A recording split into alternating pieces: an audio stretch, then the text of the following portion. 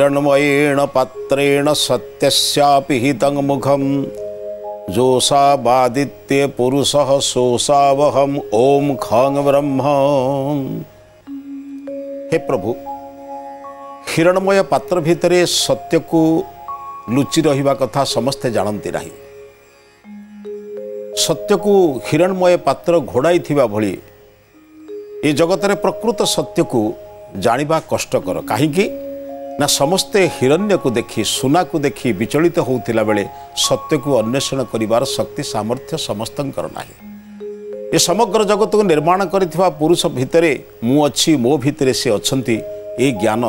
मोर रहिले जीवन रे पाप करिवार भावना आसीबो कोठु। हे प्रभु, आपण आकाश परि व्यापक, मु आपणक भितरे अछि, आपण मो भितरे अछंती, ए विचार रहिले मो जीवन धन्य हेबो। एतिक प्रार्थना, एतिक निवेदन प्रभु। उपनिषदर उपकथार आज अध्याय को समस्त श्रोता बंधु मान, समस्त दर्शक बंधु मान और समस्त आत्मीय बंधु मान मोर श्रद्धा सम्मान भक्ति निवेदन करुछि। आम समस्ते जानती ये संसार प्रकृत सत्य को जानिबा पई हेले आमको केते साधना करने को पड़िबो। आ साधना करूछंती बोली तो तांको साधु कुआ जाए ना। साधु कौन केवल आमे वस्त्रु जान नबा? केवल वस्त्रु जदि साधु जानिबा को होंता ताहले तो साधुर मूल्य कमिजिब। बजार में मिलुथिबा वस्त्र पिंधिदेले, गैरिक वस्त्र पिंधिदेले जदि साधु हो जाते ताले केते साधना कले साधु हबो एक कथा तो मनुष्य भूली जाता। से कथा भूली जाउछे अनेक समय। सेथिपई कहिले हिरणमयेण पात्रेण सत्यस्यापि हितं मुखम। सत्यर मुख ढंका होइछि काहातेरे ना सुनार घोड़नी रे। सुना घोड़नी रे जेहेतु सत्य लुचिकी अच्छी, लोके प्रथमे गले सुना को देखुचंती। सुवर्णर जो जाज्वल्यमान जो तेज पाखरे लोके सत्य को भूली जाउछंती। जो माने ये सुनार ढांकुणीर लोभ को परित्याग करिवे, जो माने सुवर्णर आकर्षण रु निजरु मुक्त करिवे, से माने सिना सत्य सहित युक्त हेबे, नहले केमिति हो? समस्ते सुनार लोभरे, समस्ते सुवर्णर आकर्षण रे पड़ी जाउछंती। ए आकर्षण भितरे पड़िथिबा लोकटी सत्य अच्छी बोली आउ खोजिबा को जाउनी। खोजी खोजी जाई पहुंचिला परे पुणी सेठी पड़ी आसुछि। अनेक लोक आपण देखिथिबा आज्ञा साधना क्षेत्र रे निजर प्रतिभा बल रे अनेक लोकन को आयत्त करिसंती, अनेक लोकन को भल परामर्श दियंती, किंतु किछि लोकन को संस्पर्श रे आसिला बेले बेले बेले तांगड़ कोन हुए पुणी से माने विकारग्रस्त ही जाती। कारण कहीं सत्यर अन्वेषण रे से माने जानती, किंतु बेले बेले हिरण्यर आकर्षण रे मध्य पड़ी जाती। तेणु बंधु, जो माने हिरण्यर आकर्षण छाड़ी परमात्मा सत्य को लुचई रखिंट हिरणमय पात्र रे। अर्थ सुनार घोड़नी भितरे, सुनार फरुआ भितरे सत्य लुचिकी अच्छी। जो सो आदित्य पुरुष सोसावहम, से अखंड आदित्य द्वितीय खंडने धातु आदित्य शब्द होची अखंड परमात्मा। ये परमात्मांकर अखंड परमात्मा जोठी सर्वव्यापक जगत ईश्वर प्रत्येक अणुपरमाणु रे अछंती, से मो ताई भितर मु भी अच्छी ना। आंकर मो भितर अनेक सामंजस्य भी अच्छी। आपने जानिछंती आज्ञा, से भी पालक मु भी पालक, से विश्वर पालक मु तो मो परिवार पालक, मोर आश्रय थिबा लोक तो पालन करुची। से भी रक्षक मु भी रक्षक, से विश्वर समस्त को रक्षा करुचंती, मु तो मो अधीन रे थिबा किछि लोक को रक्षा करुची। से भी प्रजापति मु भी प्रजापति, से सकल विश्व प्रजा मानकर पति, मु तो मोर पुत्र कन्या रूपक प्रजा मानकर पति। किछि सामंजस्य अच्छी ना। हे प्रभु, आपण खं ब्रह्म। ऋषि मुनि माने आपणकर किछि तुलना पाइले नाही। कौन तुलना करिवे? ईश्वर किपरि, ईश्वर को जानिबा किपरि, से माने शेष रे गोटिए कथा कहिले, खं ब्रह्म। आकाश परि व्यापक, शून्य परि व्यापक। शून्य जमिति सर्वत्र अच्छी मोर चतुर्पार्श्वरे, मो शरीर चतुर्पार्श्वरे अच्छी शून्य, मो भितरे बइछे शून्य, जाको घटाकाश मठाकाश कहंती। यही शून्य जे अच्छी समस्त शून्य भितरे परमात्मा होचि शून्य परि खं ब्रह्म। से श्रेष्ठ ज्येष्ठ परम चरम भगवान केमिति ना खम आकाश परि, शून्य परि, ताकू ही तो कठोपनिषद कहले यथा चर्म बदाकाशम बेष्ट इष्यति मानव जिते आकाश परी चर्म आम शरीर को घोड़ी बोली आम बुझा जमी शरीर को चर्म घोड़े रखी ये सबू आकाश रे परमात्मा जमी चर्म भाया मत घोड़े रखिंट भाविले से लोकर मृत्यु दुख से लोकर दुख शोक कौठु आसब ताकू ही शास्त्रकार उपनिषदकार कहले तत्र क मोह क शोक एकत्व अनुपश्यत जो मनुष्य एकत्व अनुभव कर मु प्रभु भितर प्रभु मो भितर ये सी केमी भाव जे प्रभु मो ठार दूर में मु पाप करी अन्याय करी अत्याचार करी परधन लुंठन करी जान प्रभु भितर मु मो भितर प्रभु एको नेबी कुआड़े रखी कौटी जो रखिले से प्रभु अच्छा जहाँ आणिले से प्रभु अच्छा देखुं तत्र क मोह क शोक लोक मोहवशत शोकवशत बेले बेले बेले बेले किसी एमती कम कर जहाँद्वारा कि पश्चातपद कले भी आउ फेरी पारे ना शास्त्रकार कहले हिरणमय पात्र भितर सत्य अच्छी सीना सत्य को तमें जदि पाइबा चाहूच ये हिरण्यर लोभ को परित्याग करने को पड़ो नहेले हिरण्य लोभरे पड़ी व्यक्ति केबे सत्य पर्यंत जापर ना दुईटा पृथक जिनिस गोटाए मार्ग श्रेय आड़िके गोटे प्रेय आड़िके जो मैंने हिरण्य माने केवल सुनारूपा बुझंतु नहीं हिरण्य बहले जो मैंने भौतिकवाद द्रव्यर मोहरे पड़ी वैशाली राजपथ ये वैशाली राजपथरे भिक्षुक मान गहन जड़े दिव्य सुंदर पुरुष देहर जमिति बाहरुची ज्योति बाहरला बड़ी से जड़े पथिक रास्तार जाऊँगी हाथ में भिक्षा थाली भिक्षाम देही संघम शरणम गच्छामि बुद्धम शरणम गच्छामि जाऊँगी जड़े अनिंद्य सुंदरी रास्ता को आसी श्रवण को अटकई कहले मु किछि दान दबाक चाहूँगी सम्मुखरे दिव्य सुंदरी तरुणी परिचित परिचित भली लगुच बारंबार बारंबार ये सौम्यकांत श्रवण युवक जनक युवती को चाहूँगी युवती युवक को चाहूँगी मनरे द्वंद्व देखा इच्छा पुणी भीतर विवेक कहूँ तमें श्रवण कौन सी आकर्षणीय पदार्थ को बारंबार बारंबार लक्ष्य कले विषयग्रस्त हो भावी पाइबा को इच्छा पुणी पाइबा पूर्व जमी किए गोटे अनुताप करुच्ची नाई नाई नाई ये रास्ता भल नुहे गुरु कहते ये रास्तार केवे जीवा उचित नुहे किंतु परिचित ना बार बार चाहिए इच्छा होची से परिचित किए आपण जानिले आश्चर्य हे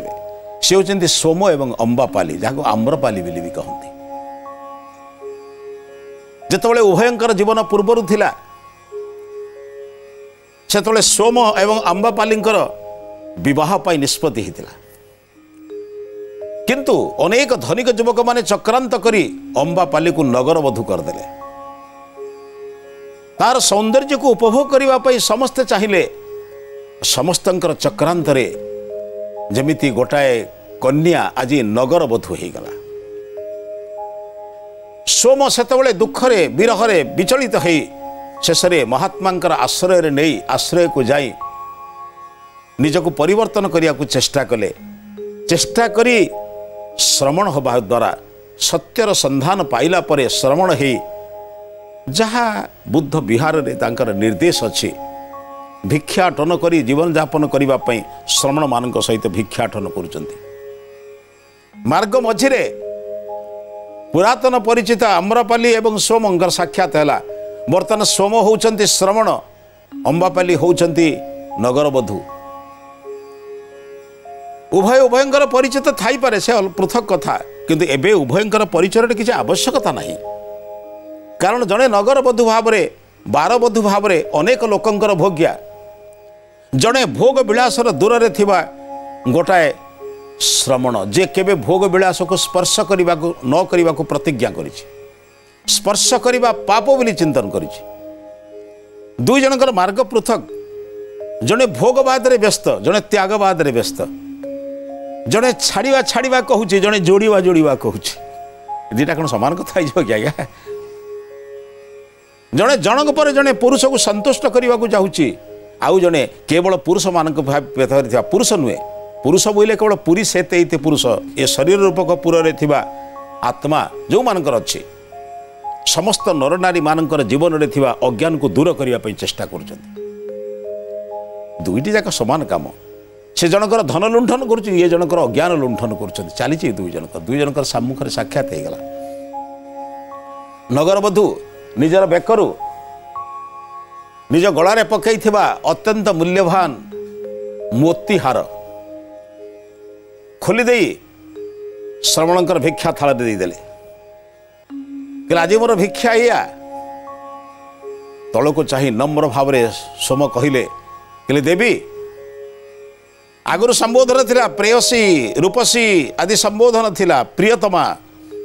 आज संबोधन होची देवी आरिज्या सौभाग्यवती ये शब्द केवल से ही माने कही परिवे जो माने साधना क्षेत्र में अच्छा से कहले देवी दामिका उपहार श्रवण ग्रहण करिवे नाही कारण यह आम संघर नियम रे जाऊ नहीं संघर नियम होची सामान्य भिक्षा नहीं से भिक्षार अन्न रे जीवन यापन करिबा ये रहस्य समस्ते बुझी पारिबे नहीं आज्ञा साधुर काम नुहे अर्थ संग्रह करी गृह निर्माण करिबा साधुर काम होची गृह रे निर्मित गृह रे थिबा व्यक्ति मान को निर्माण करिबा गृह निर्माण तार काम नुहे गृह रे थिबा व्यक्ति मानकर चरित्र निर्माण करिबा एको निर्माण करिबा तार काम परिव्राजक जीवन यापन करिबा जो माने घर छाड़िले से माने जदि घरे रहिबे ताले लोक माननकु घर छड़ार बुद्धि शिखेइबो किए 50 वर्ष पर घर छाड़िबा आम देशर नियम थिला किए शिखेइबो से माननकु जदि साधु संत घर करिबार समय नेबे ताले एमानकु घरे रहिबा लोकंकु ज्ञान बांटिबो किए किए घर भितर जाई अन्य मानकु बुझेइब आज सेई कथा सोम धरिचंती भिक्षा थाल धरी प्रत्येक लोकंकर द्वार को जाई भिक्षा मागी सेमानकर जीवन चर्या थिबा भिक्षा दुईटी कथा मागुथिले किछि अन्नर दान भिक्षा मागुथिले एवं तांक भितर थिबा कुसंस्कार अंधविश्वास दुख जंत्रणा को उपशम करिवार मध्य किछि ज्ञान दान करथिले दौथिले नौथिले नदेई ग्रहण करिबा पाप देला नेला परे नदबा मध्य पाप थिला सेतबेले श्रवण आसबे बोली लोके अपेक्षा करुथिले और तांक ठारू यथार्थ ज्ञान प्राप्त हो जीवन को परिवर्तन करुथिले सोम कहिले देवी आपण दया करी हार को नहीं जातु कारण हार को नहीं आम करूँ कौन दुईटी कथा आज्ञा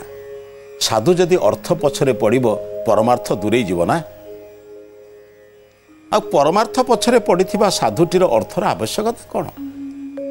जो मान को परमार्थ ज्ञान दब से कौन तार भोजन आच्छादन कथा बुझे ना बुझुंट आज्ञा ये वर्तमान पर्यंत भी ये समाज रे अमनीष बेसी नहांती किछि लोक अमनीष पाई थाई पारंती आम वर्तमान पर्यंत देखु साधु सन्त विद्वान मान को यथेष्ट भक्ति अच्छी वर्तमान किंतु मूल्यवान पदार्थ नब ना भी सोम कहते देवी तुम हार तुम्हें नहीं जाओ मु नेबी नहीं एभली आवश्यकता नहीं संघर नियम विरुद्ध ये संघर नियम अच्छी आमे केवल भिक्षाटन जीवन जीवन बंचेबा जीविका बंचेबा आमे किछि अर्थ ग्रहण करिबा आम्रपाली कहले महाशय थरे मु देला परे आउ फेराए नहीं मु जहा थरे देई देइछि आउ फेराए नहीं आपणकर इच्छा आपण ताको कौन करि पारंती से कहले आपण ठारू आमे भिक्षा सोम कहले भिक्षा नबु नाही बिली कहू ना किंतु ए भिक्षा आमे नबु ना आमे चाहू सामान्य भिक्षा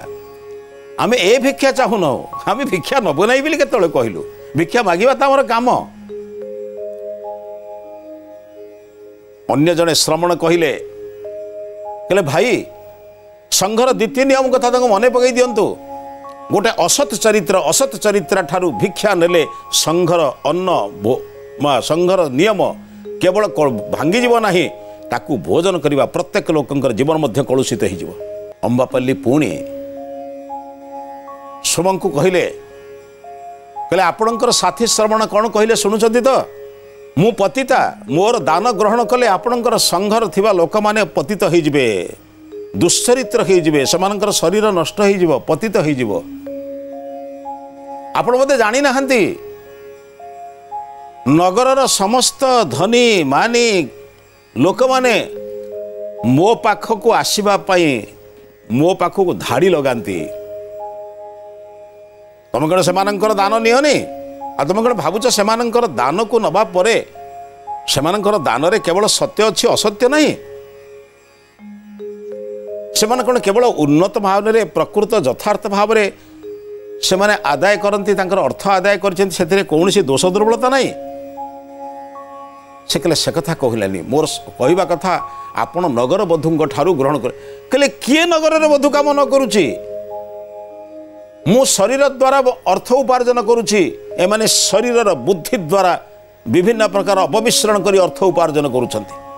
छलना प्रवंचना करी अर्थ उपार्जन करुछंती ज्ञान को छलनापूर्ण करी अर्थ उपार्जन करुछंती। आपण भावुं से केवल ठीक कर मु भूल करुची से कहे नाही देवी सेटा बड़ कथा नुहे मूल्यवान उपहार नबु नाही बोली आमे चिंतन करिछु। एई विवाद भितरे विचार भितरे से कहले गुरुदेव को पचारिबा यदि आवश्यक पड़े पुणी प्रत्यावर्तन करवा। गुरुदेव उद्देश्य है से माने गले संध्या काल गुरुदेव निकट में बसी कहले गुरुदेव आज मार्गरे एइथिरे आमे टिके बाक वितंडा हला एवं परस्पर परस्पर भितर विचार विनिमय हला बेले मतांतर हला। गुरुदेव कहले सोम तमे तम प्रकृत परिचय भितर टिके पुराना कथा को मन पकईच अर्थ तुम्हें ताहार दिने परिचय थिल एवं ताकू तुम्हें पाइबा को इच्छा करुथिल से तुमको पाइबा को इच्छा करुथिला किंतु वर्तमान से तुमको पाइबा को इच्छा करू नहीं तुमको परीक्षा तुमको लोभ देखौथिला काले तुम्हें कौन से आकर्षित हो जीव कि तुम्हें आकर्षित होन बहुत धन्यवाद तेणु स्वीकार करनी एवं तांकु कुह देख तुम भितर यही विचार जदि आसी तुम्हें नगर बधु तुम कौन से संतोष ना मु संतोष नुहे कहला आसंता काली देख तापर दिन जाई अंबापाली की जो पचारे तुम से संतोष कि से कहले बहु अनुताप करुच्ची ए कार्यक्रम किंतु अनेक लोकंकर आकर्षण भय बा आकर्षण रे आकर्षित हो जाइछि। धीरे धीरे सोमंकर उपदेश बुद्धदेवंकर प्रेरणा अंबापाली को नगर बधुरु पुणी जड़े आध्यात्मिक बधु भाव बधु तो नुहे आध्यात्मिकतार निष्णाता भाव प्रतिष्ठा करेला। बुद्धंकर आदर्श रे संघम शरणम गच्छामि धर्मम शरणम गच्छामि यही जो बुद्धम शरणम गच्छामि बुद्धंकर आश्रय रही संघर भावना रे मन को नहीं निजक परिवर्तन कले। जार स्पर्श पई अनेक लोक अर्थ व्यय करी आसुथिले तांको स्पर्श करने उद्देश्य रे तांकर सानिध्य पाइबा उद्देश्य रे समस्त को से निराश कर सारा पर गोटे आशावादी है जे यही शरीर रे वर्तमान अनुताप करी जदि जीवन लक्ष्य पथरे मु अग्रगति करे निश्चित पाइबी किए कहला पाइब ना निश्चित पाइबी। उद्यमेन हि सिद्धंती कार्याणि न मनोरथे केवल मनोरथ करदे हेनी उद्यम द्वारा सिद्ध हम आमे उद्यम करवा चेष्टा करवा प्रयत्न करवा। बुद्धंकर प्रेरणा सोमंकर उपदेश श्रवण मानकर चालीचलन आकर्षण बा तांकर जीवनचर्या को लक्ष्य कर सारा पर भोगवाद त्यागवाद को मन बड़े अंबापाली शेष निजर जीवन को संपूर्ण भोगवाद मुक्त करी केवल शरीर नुहे मनरु एवं आत्मारू कहवा गले निज भितर भोगवाद को त्याग करी से त्यागवादर मार्ग को आश्रय कले। सरल वस्त्र पिंधिले अर्थ कौन से उत्तेजक वस्त्र नुहे सात्विक भोजन जो भोजन शरीर में केवे कौन भोगवाद आड़ को नब ना विश्राम रहिबा ये सब कथा को बुझी निजर जीवन को त्यागमय जीवन यापन करने चेष्टा कले प्रस्तर उपर बसवा ध्यानमग्न जीवन यापन करवा साधारण वस्त्र पिंधिबा सामान्य खाद्य खाइबा सब बेले ध्यानस्थ अवस्था रहिबा द्वारा निजर जीवन को निजर शरीर को पवित्र करने सहित निजर जीवन को पवित्र करते बंधु आप भावुंट भूल हो जाए माने बोध भल हेनी भूल धारणा या आसतु मनीष तो भूल करे ना से तो कोटी कोटी शास्त्र ये शास्त्र क्या लिखाई हजार हजार भाषा हजार हजार ग्रंथ क्या लिखाई मनीष लिखाई कहीं मनीष भूल करे कहीं तो पशु पक्षी कहे बाँ पटे चल सत्य कह मिथ्या कह ना बोली मनीष को कहुए कहीं मनीष भूल करे किंतु भूल कर सारापर जे बारंबार करे ताकू कहुए असुर भूल कर सारापर भल ज्ञान पाई साधु सन्त शरण को आसी पितामाता शरण में आसी जदि भूल रु भल को आसीगले जीवन बदल जीव आसतु भूल कर भय करतु नहीं मात्र भूल को आउ करूँ ना से प्रतिज्ञाबद्ध हूँ थे भूल हो जाए द्वितीय थर आउ भूल करूँ नहीं देखिए जीवन सरल हो सुगम हो बंधु अनुरोध करुच्ची यही जीवन को परिवर्तन करूँ जपरी सोम प्रभाव में अंबापाली परिवर्तन हेले ताद्वारा आपणकर भविष्य जीवन निश्चित मंगल भाव ये विचार सहित आज अध्याय को समाप्त करुच्ची अध्याय को समाप्त करने पूर्व आज हितवाणी संपर्क में चिंतन करवा वस्त्र में मैला लगिले भी भय करूँ ना साबुन संस्पर्श आसिले मैला दूर हम जदि आपण पाखे किसी त्रुटि विच्युति अच्छी तेबे उपयुक्त मार्गदर्शक शरण को जातु उपयुक्त मार्गदर्शक शरण में रहिले आपणकर मार्ग सुगम और सरल हो ए विचार सहित आज अध्याय को समाप्त करुच्चे समस्त को नमस्ते।